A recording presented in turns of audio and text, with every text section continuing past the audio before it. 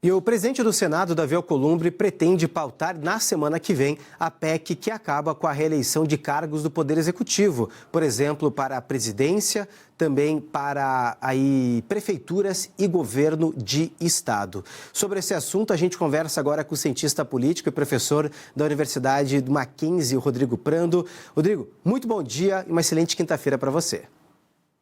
Bom dia, Cássio. Um prazer estar aqui contigo. Boa quinta para você, para a equipe, para quem nos acompanha aqui.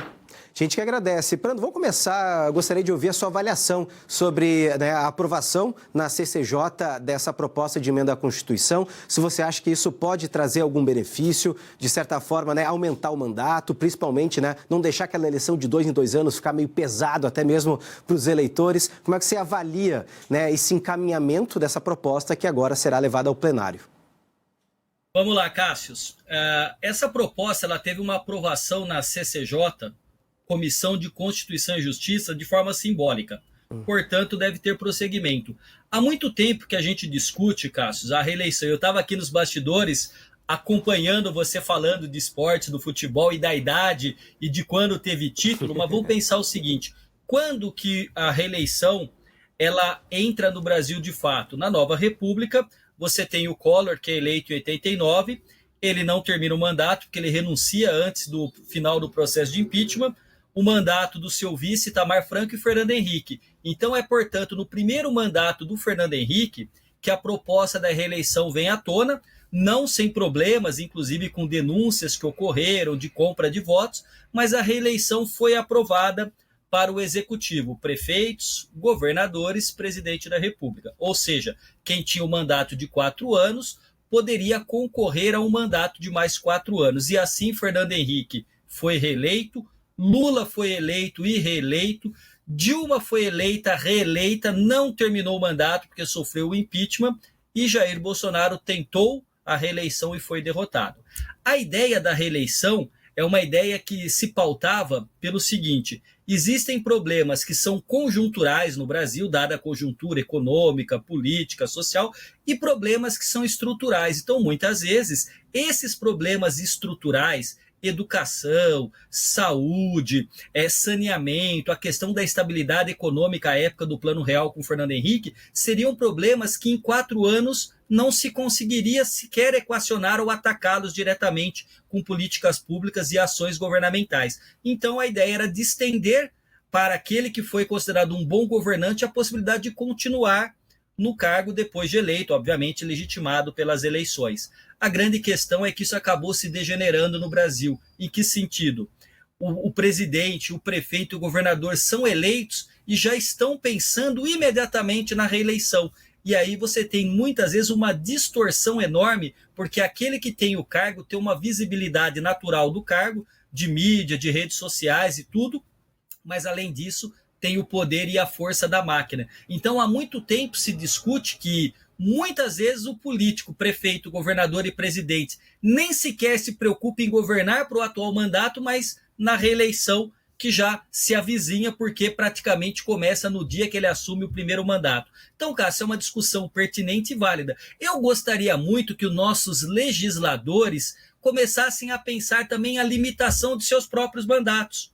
Por que a gente tem que ter deputado que está há 10 anos, há 10 eleições ali, 40 anos de mandato? Vamos então, se pensar a reeleição para o executivo, vamos limitar também o tempo de permanência do legislativo, de vereadores, de senadores e também de deputados. Aí a gente começa a pensar de fato na renovação política, porque a gente sabe que nos últimos anos, Cássio, e eu estive aqui contigo há um tempo, mostrando, com os dados que nós temos disponíveis, que hoje a gente tem um Congresso, especialmente a Câmara dos Deputados, hipertrofiada, com muita força, porque cada vez mais manobram fatias do orçamento e o executivo, na verdade, quase que fica simbolicamente. Muitas pessoas já dizem que nós vivemos quase que um parlamentarismo branco, um semipresidencialismo por conta da paulatina perda de força e função do executivo em relação ao legislativo. Vamos pensar em limitar? Vamos, mas para todo mundo. Vamos mexer também com os deputados. Para que 40 anos? 40 anos na Câmara dos Deputados, você não é, na verdade, você não é mais médico, advogado, advogado,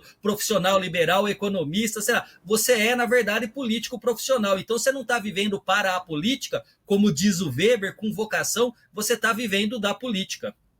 E é uma discussão que acontece em Brasília, né, Prando, em relação até mesmo à aposentadoria, né, compulsória por parte dos ministros do STF. Será que precisa ficar 30, 40 anos e o mundo vai se renovando, as pautas vão se renovando, as demandas também? Isso vale também para os cargos do Legislativo. Hoje já são 8 anos, né, para senadores, 4 para deputados, mas muitos vão renovando e a gente não tem essa mudança de fotografia, né, do nosso parlamento. Mas o que eu queria até discutir com você é trazer um pouquinho mais para o cenário, que eu gosto que as pessoas também façam essa reflexão em casa com a gente sobre essa questão, né, do fim da reeleição. Porque há podemos até sim, uma espécie de cultura, podemos dar exemplo de um governador ou de um prefeito que tem 4 anos pela frente e tem uma obra extremamente essencial, só que ela vai levar 10, 15 anos. Ele não vai tocar essa obra porque ele não vai ter a paternidade, né, de inaugurar aquela obra. O que ele vai fazer? Obras mais a curto prazo, algo mais emergencial e o que realmente poderia servir para a população e ser importante fica para depois. E esse depois nunca acontece.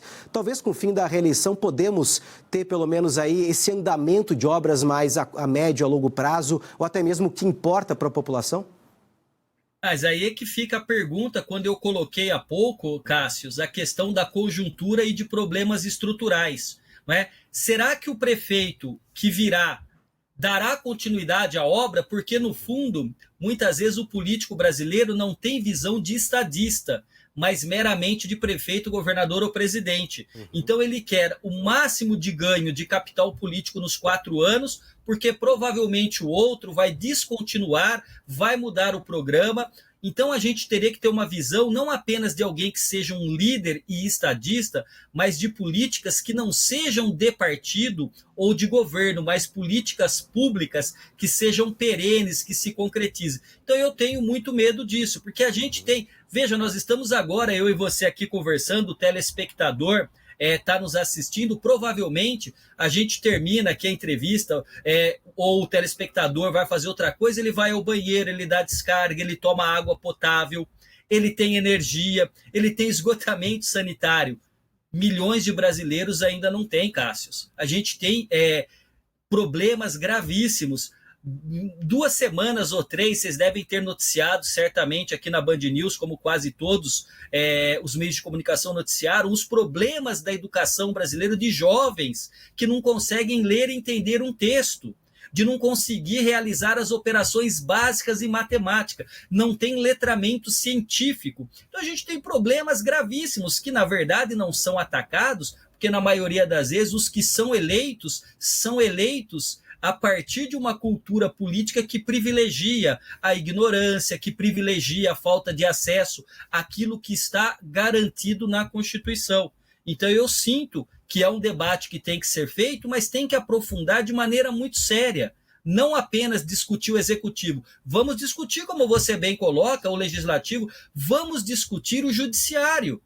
Vamos discutir não apenas o tempo de permanência de ministro, mas aqueles juízes que ganham acima do teto. Tem juiz que mensalmente ganha mais que ministro do Supremo e presidente da República.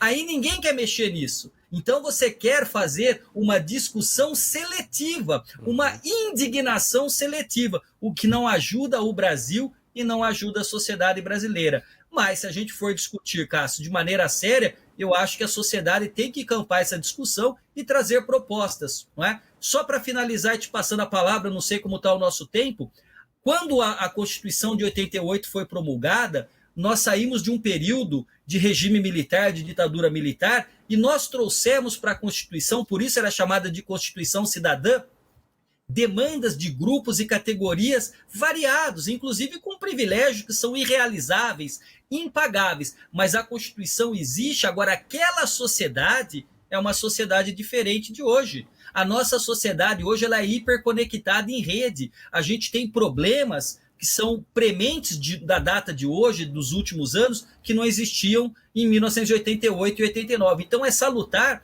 que o Congresso e o Senado discutam. Mas vamos discutir para todo mundo, não só para o Executivo.